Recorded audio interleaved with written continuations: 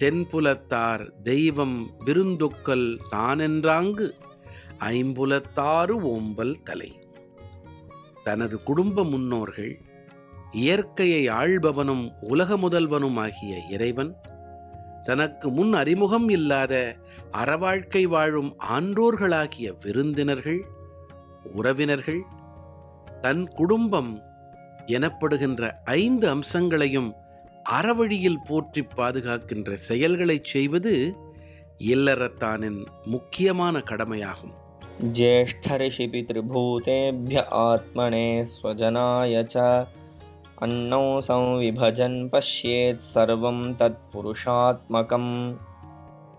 தேவர்களுக்கும் ரிஷிகளுக்கும் பிராணிகளுக்கும் தனக்கும் சுற்றத்தார்க்கும் உணவை பகிர்ந்தளித்து அவர்கள் யாவரையும் கடவுளின் வடிவமாகவே காண வேண்டும். ஸ்ரீமத் பாகவதம் 7:15-6.